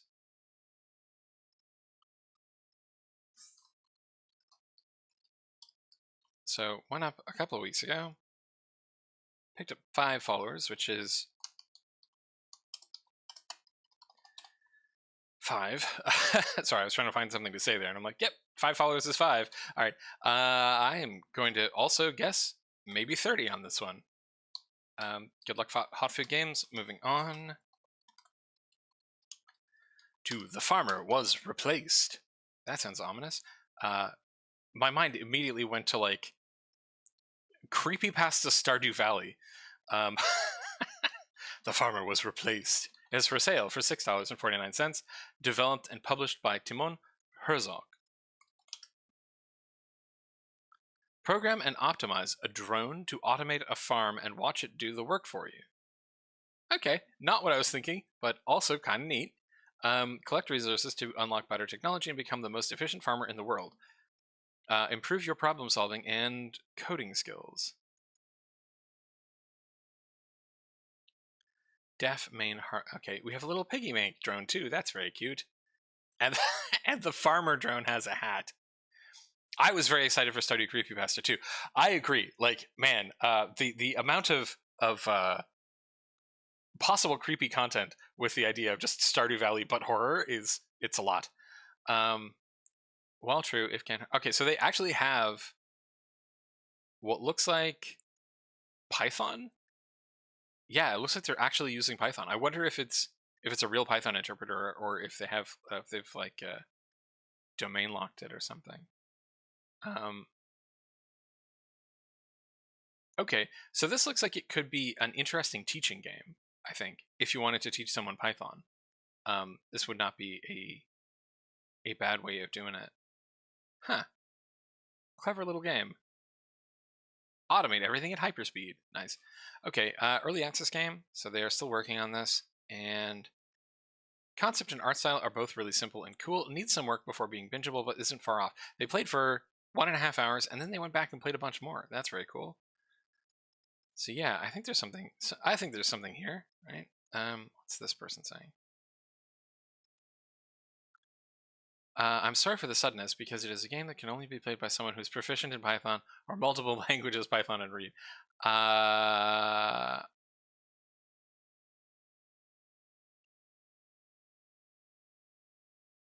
It's more of a modding game than a game, to be honest. Okay, yeah. So this looks like it doesn't have a lot of content and probably doesn't necessarily walk you through how to do stuff. Which I think is very necessary if you're actually getting people to use a real language like Python. Still, interesting idea for a game. See 11 people playing it, right? People do like programming games, and this one, in comparison to Seroutte, which is I think the programming game, the other sort of programming-ish game that was about electronic circuits. This one is really comprehensible, right? You're a drone, you're programming this little farmer drone to farm things. Comprehensibility, very, very important. Went up June 22nd. Also, giving yourself enough time to market stuff.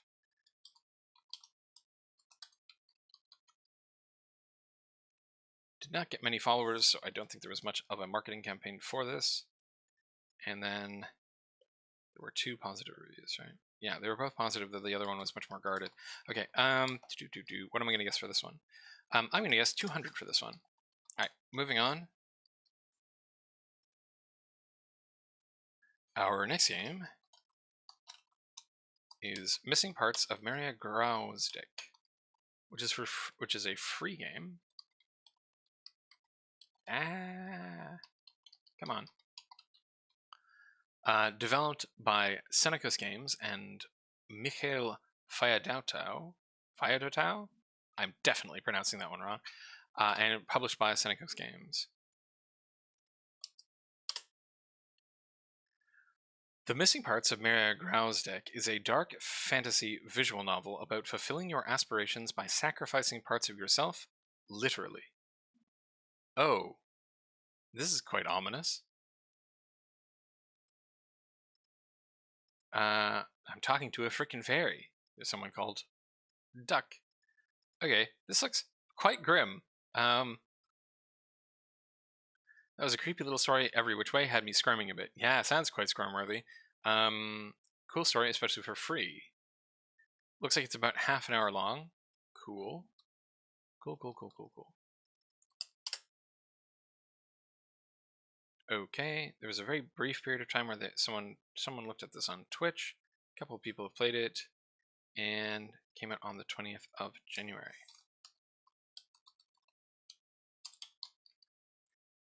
Huh. Picked up 9 followers. 2 positive reviews. Looks very spooky.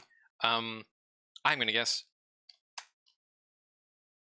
What am I gonna guess? Yeah, I think I'm gonna guess 300 because it is free. Looks pretty cool. I recommend anyone interested in that kind of thing to check it out. All right. Moving on to Crawlies Multiplayer, which is for sale for 90 cents, down from 129, developed and published by Anchor Games. We have seen Anchor Games before. Anchor, what was the last game that you made for us? Yes, this was Multiplayer Werewolves. So this is Crawlies Multiplayer. Crawlies Multiplayer. Due to a lab accident at the pesticide factory, all of the pests on Earth have grown 100 times their normal size, and the air is toxic to humans. You and your team are the last remaining people. Can you survive? Well, at least you seem happy about being the last living people. I assume there's going to be a bunch of really... Okay, so these are the same cars from that we saw in Werewolf Multiplayer. You can wear a wizard hat over your hazmat suit. Were you wearing a hazmat suit in the werewolf game? Can't remember. Also, we are not seeing any web crawlies. We're just seeing dead people. Okay, there's a web crawly. You just ran over with your car. Okay, cool. More web crawlies. Yep, lots of spider stuff. Man, I'm definitely going to have to tell Tony not to watch this one. We have 1 positive, 1 negative, and 1 hidden review. All of them in Russian, looks like. I wanted to jump from the 6th floor, but your game gave me the strength to jump from the 13th floor. Thanks. Okay, someone who's really interested in jump strength. Let's see what this one says. This game is just great online 100 people, but just no one comes into the world or they play as crabs. Crabs! I'm happy with the game. I'm not going to return my hard-earned 30 rubles. Okay. Both people only played for about 20 minutes.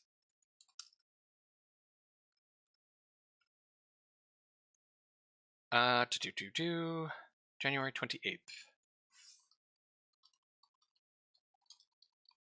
So recently came out, picked up only 3 followers.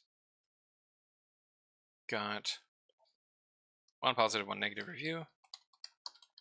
I'm gonna guess 100 people check this one out. Interesting choices you're making here, Arker. Moving on to Who Run the City Multiplayer, which is a free-to-play game developed by Camille Hamauda, again, definitely mispronouncing that, and published by AKM Games.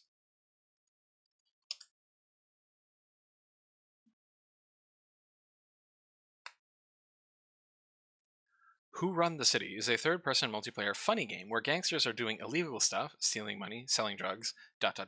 and the police have to stop them. So it's like... It's a sniping game? We're dressed as a lumberjack?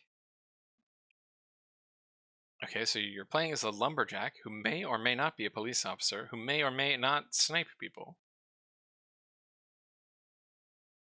Okay, now you're shooting the sniper. Is that the same scene we just saw?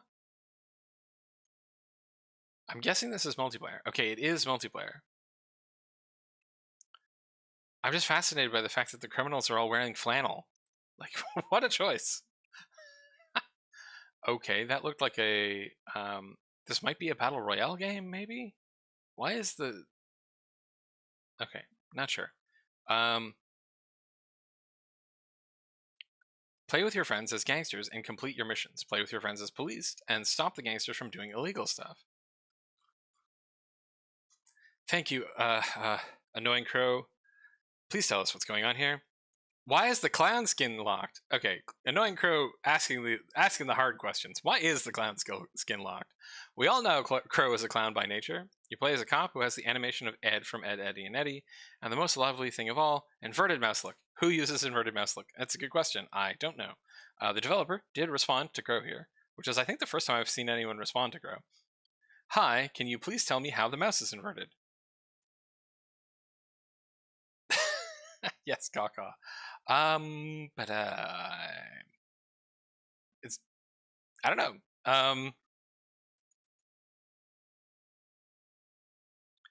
Let's see if we can see the other review. Okay, so there is a review in Russian, which is add invert for mouse. It's impossible to play. Okay, so the developer actually does need a response to that one. I think it's the mouse is inverted. That's how it happened. Let's check this out in terms of the charts. So 3 people are playing it right now. So if you want to get into this game, this might be the only time you have the opportunity to do that. April 16th, 2022. It's not inverted if you play inverted. Yeah, that's true. Yeah. Everyone has a different perception on what actually is inverted. So this was up for 300 days, but only amassed 21 followers. It has 2 positive reviews. It is a free-to-play game, and it is early access, so they might add more stuff. As it stands, I think they're probably going to get about 90 people to try it, and I don't imagine that they will keep playing it because I don't think that this is going to maintain enough of a player base to keep the possibility of getting into a game happening. I don't know if that made any sense. It probably didn't. All right. Interesting game, Khalil, and best of luck. Moving on to our next game is... Our next game is our last game, by the way. Wow, I ripped through this list pretty fast today. All right, our next game is Zombie Prison Break, which is for sale for $4.99 and is developed and published by Sean Mercer, who is a solo dev. This game has a fun aesthetic along with polished mechanics similar to AAA games. All right, cool. Every gun is something unique that you most likely haven't seen in other games. The prison/map has different path options, giving good replayability. Okay, so despite the name, we are not a zombie escaping from prison. We are escaping a zombie prison. That's a zombie, extra health, flash, bad candy. Be careful, otherwise it could be the end.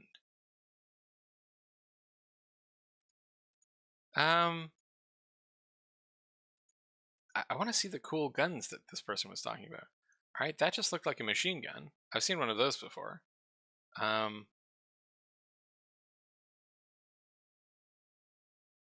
Okay, none of the guns seem to be doing anything particularly weird. I was expecting like sort of like the gonzo guns that you see in some weird comedy games where it's like, oh, this gun shoots weasels at people or something. There's one review. God damn, this game is infuriating. It is nothing but a broken pile of assets right now at launch. Do you want to spend $4 to have a frustrating bad time? Well, look no further. A scathing review from Zaxtor99RTTV. We'll see if this indie developer actually cares enough to fix this broken mess, or if yeah, that's very, very hostile. Okay. So it sounds like it might have a few bugs. Game went up on the 24th of January. And picked up 2 followers. 1 negative review. What am I going to guess on this one? It's $5. I'm going to guess 30 people will play that one. All right, and with that, that ends our list for today. We have quite a few games that came out today. And quite a few interesting ones. I hope you all have a lovely afternoon. This is not the correct tags. These are the tags from yesterday. Let me get the tags.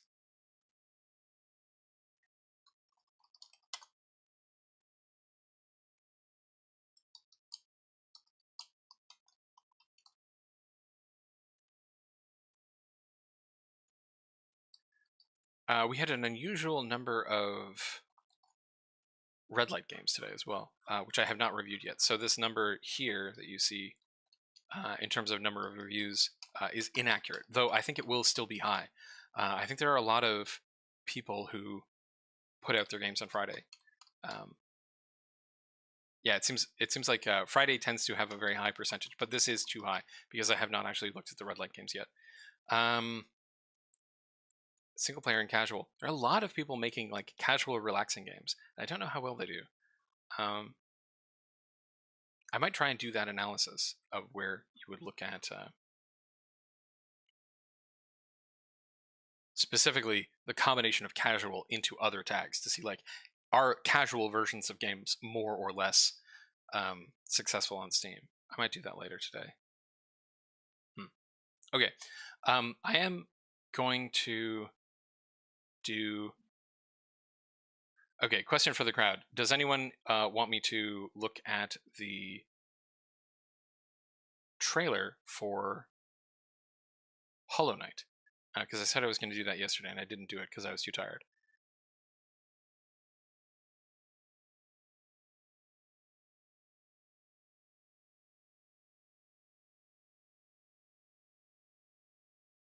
Jisuke is saying sure. All right, I'll take a look at it then. Should not be too long.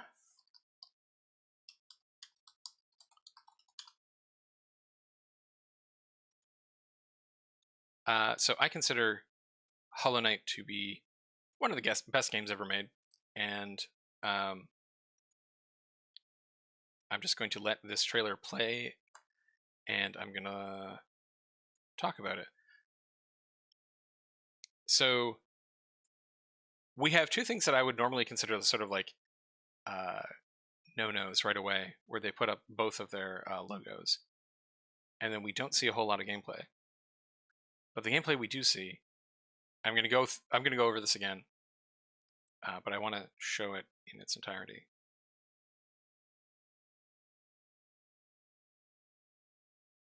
Also, I'm gonna turn on the music because it's just really good.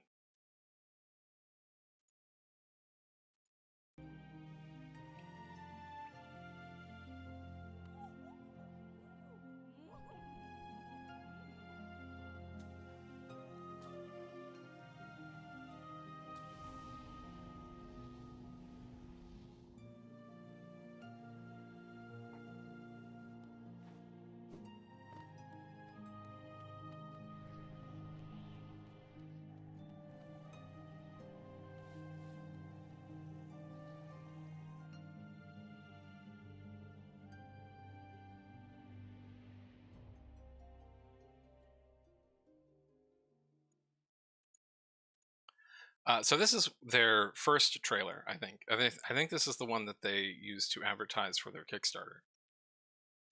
And this is just really masterfully put together. And it's put together in an interesting way for an interesting and I think educational way for people trying to make trailers for games.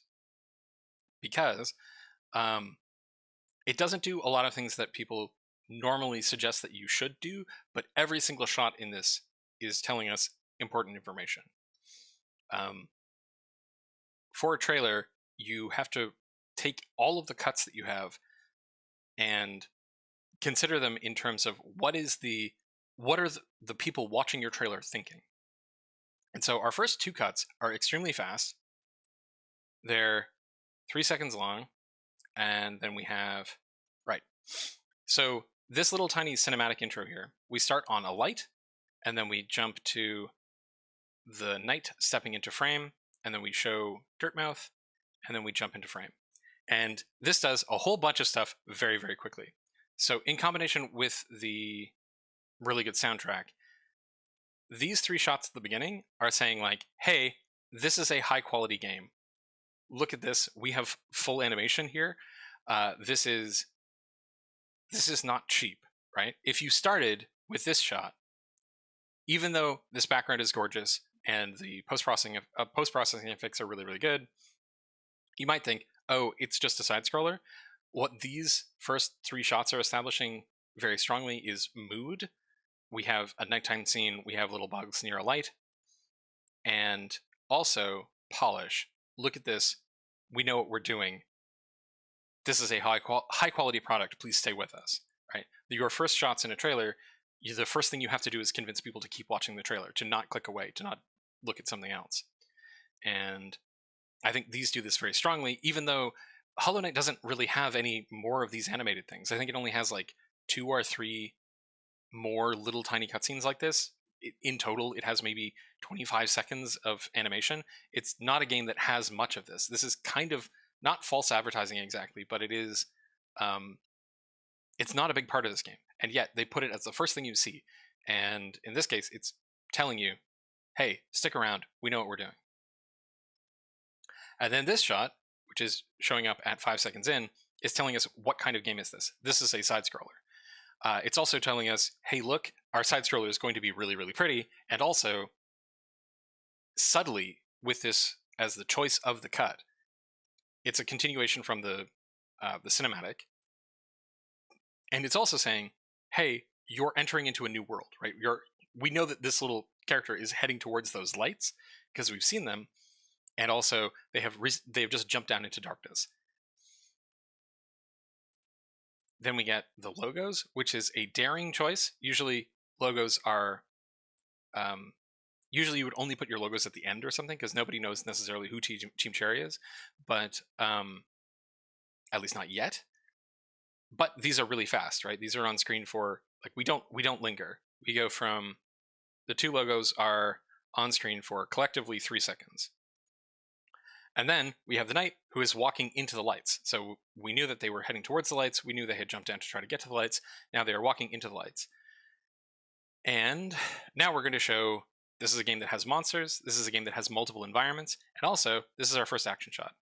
And what it's showing is not you fighting the monsters. You might think, okay, so we're going to go from looking at the monsters to fighting the monsters. But no, instead, we're going to show that this is also a platforming game where the character is going to be doing some kind of bouncy pogo stuff. And this is probably, from a mechanics perspective, this pogoing mechanic is one of Hollow Knight's like strongest mechanical identities, right? It is very heavily riffing off of Dark Souls in terms of its structure, where it's got like it's open world gated by bosses, and but it is a side scroller game, and its unique take on this formula is that rather than having the combat be like Souls, this combat is unique. It is a pogo based like game where you are using your combination of jumping and dashing and being able to pogo off of enemies to be highly agile, right? This is an agility based combat system, and they're showing that right away. in as clear a way as possible, right? We're not distracted by a monster. We just say, okay, this is a game where you can do this kind of pogoing and dashing. Now we see an enemy, and we see that and we don't fight it, right? We don't sit down and just attack it with the sword from the front. We do the same thing. We jump over it and we dash. We saw that we can dash through the environment. We saw that we can dash past enemies. This is not a game necessarily where you have to fight every enemy. We don't actually see the combat there. Now we're back in Dirtmouth, and we see that there are 3 characters. These are clearly not enemies. We don't know who they are yet, but we know that they are not opponents. So this is a game that is not only about fighting enemies. We've already seen that with the pogoing, so it's a game about sort of acrobatics, and now we're seeing again that we have these NPC characters, but we don't quite know what we're going to do with them yet, right? We just see, okay, again, this is also selling us on the like virtuoso level environment design and also character design. All these characters have similarities. We've seen they're all wearing these sort of, either they're wearing masks or they're bugs. It's a little hard to tell, but we have similar visual elements occurring in all of these characters, but they also have wide variety.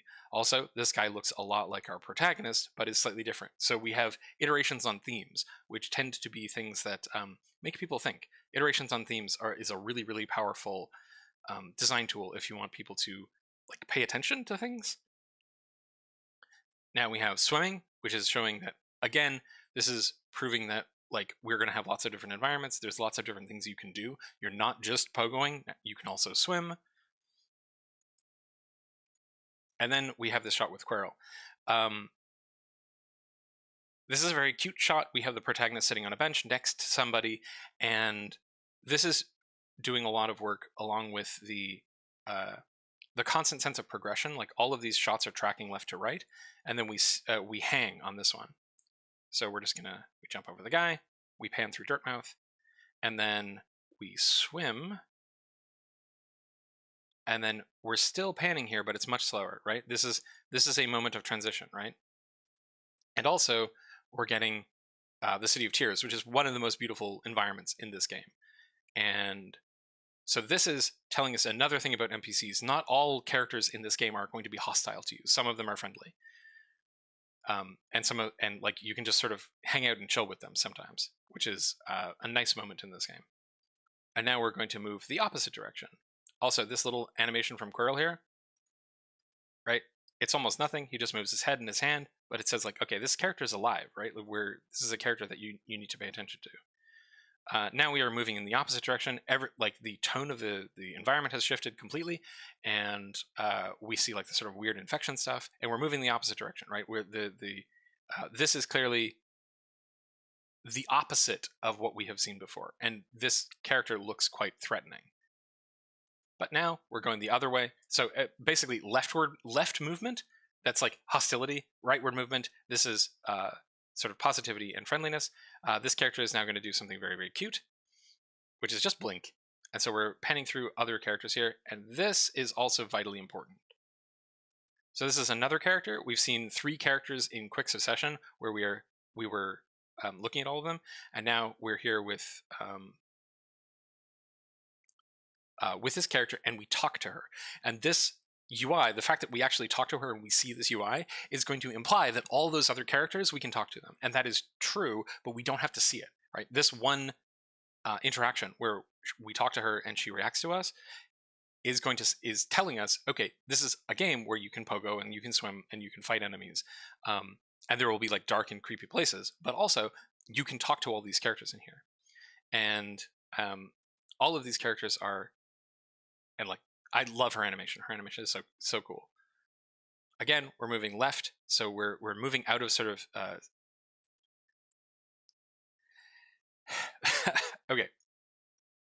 So I actually don't really know what this cut is doing. This one's a little weird. I think it's just showing off, like, again, more environments, more platforming. But this shot is bananas, right? This is one of the wackiest abilities that you get. This is the crystal leap or whatever it is. I can't remember what it's called, but this is showing, again, you're going to go from a lot of different environments. We go from this very, very green environment where we're just hopping to this like bright neon purple crystal environment where we are flying somehow, showing environments, showing variety. How are we flying? Why are we flying? are we going to get to do that all the time? It's very cool. This one is also just showing off the environment, the different kinds of creatures that you're going to see. It's still doing iterations on theme. These bees are not wearing masks, but their fuzz at the front is giving us the same kind of shapes again. There's a lot of use of shape language in this game that is very consistent, and you get tons and tons of iterations on theme, which is very, very strong as far as design language goes. More walking through environments, showing off, look, we have lots of different places, and again, we have this sort of questionable, like, this is almost the last shot in the trailer, and we're walking up to this person, and it looks like maybe we're going to fight them, or maybe we're going to talk to them. They look very cool. This is just an enemy, right? Like, this character is just an enemy, but in this game, so much work goes into the character designs that this could be a character, right? Like, this could be a main character. We don't know. But the environment design is really cool. We have the like flying thing in the background. Again, this is selling the idea that like there's lots of different places and lots of different things to do. We go back to the logo. We've already seen the logo before. This is just a reminder of who is doing this, and we get the call to action, which is very subtle, but it's basically like, hey, go check out our website. And that's the video. This is a really cool little trailer for a lot of reasons. But what I think is one of the most interesting reasons is that this is very clearly a game that they have done a lot of work on, but it's not finished. We don't see combat in this, I think, at all. Like, I don't think you actually hit anybody. I don't know if they had the combat system working in this game. We don't see healing. We don't see the UI. We don't see bosses. We see one... we see the empty vessel here, right? Yeah, so we see the empty vessel, but we don't see it come to life or fight. This is a trailer that they put together before any of that was finished. This is a very early trailer. And they took what they had and they ran with it. And it is extremely impressive. And yeah, a lot of this is relying on art, but I think each shot in this trailer is telling us different things. At least up until here. Like, up until about halfway through, I think that they have... each shot is doing something completely unique. And telling the audience something important about what their game is. And then this thing where you can talk to the character is saying like, yeah, this is a game where you will be able to talk to people as well as do platforming, as well as fight people. Anyway, that is my analysis of the Hollow Knight first trailer. I think it's one of the best trailers that I've seen, especially for a game that was still very clearly under production at that point. I am glad you think it is useful, Josuke. I think that's going to wrap it up for me today. It is almost 1 o'clock p.m. in Montreal. It looks lovely out there. I think I'm going to go for a walk, and I hope you all have a very nice Saturday afternoon. See ya!